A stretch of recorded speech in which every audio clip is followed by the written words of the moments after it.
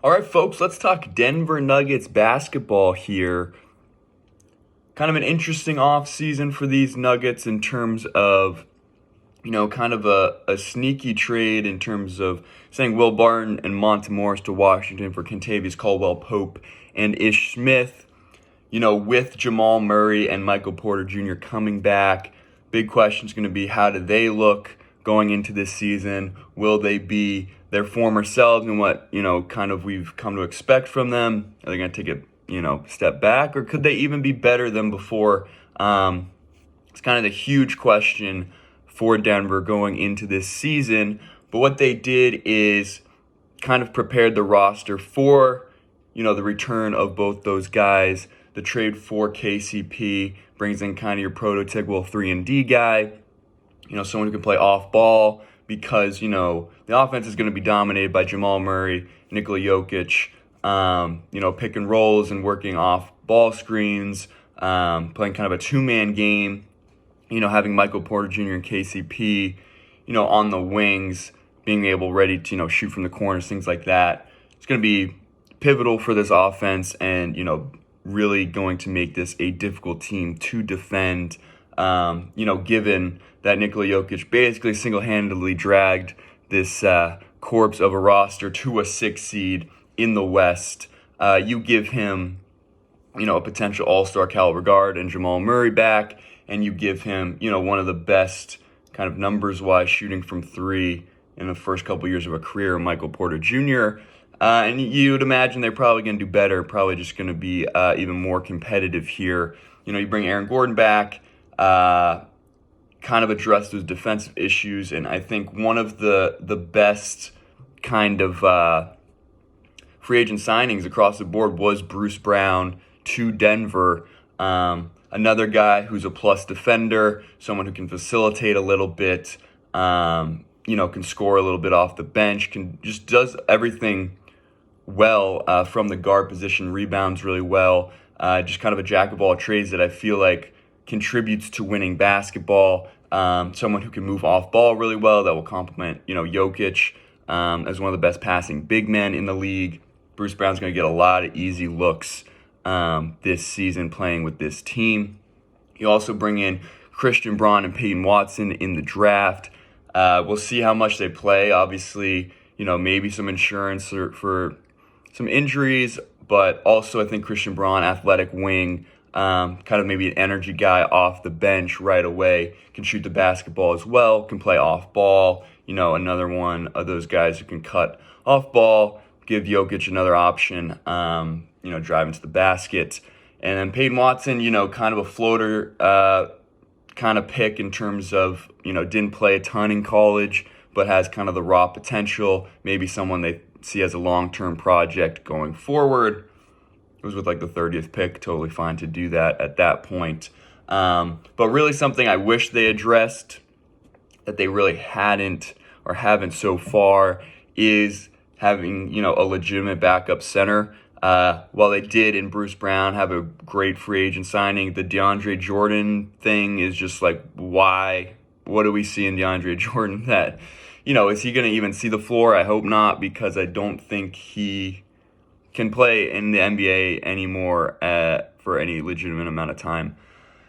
No offense to DeAndre Jordan, great player, Lob City, all that. It's just at this point, I think there are better options out there, and it's really, because Jokic carried them last year, at some point you need a backup center that can at least, be reliable in the 10 to 15 minutes that Jokic is off the floor.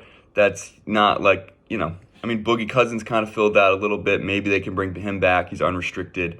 Whether Zeke Naji takes kind of another step forward and can be, another kind of front court guy who can get rotation minutes, we'll have to see. But I think, because the West in general is a little bit of a mess in terms of, I think every team has a little thing that you could point at and be like, well, yeah, they're really good, but there's also this, where Phoenix, it's like, well, they just had one of the most kind of historic collapses in playoff history. The whole DeAndre Ayton thing's really awkward. How are they going to bounce back from that? Obviously, Dallas, how does Christian Wood fit in? It's really still a one-star team. They lose Jalen Brunson. What does that look like? The Clippers, it's always Kawhi and Paul George. Can they stay healthy? Golden State, do they have enough kind of fuel in the fire to go after another ring? Is Draymond Green going to create a whole kind of sideshow circus because he wants his money?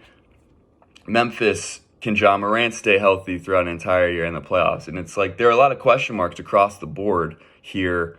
And Denver maybe has one of the biggest ones in terms of health and Jamal Murray and Michael Porter Jr. But it's one of those things that, like, if their kind of question marks line up and they're able to answer them and address them, then they have as good a shot as any as winning a title, in my opinion. When you have an MVP candidate, you have one of the best shooters from three historically at this point in his career. You have Jamal Murray, a guy who's put up 50 in a playoff game.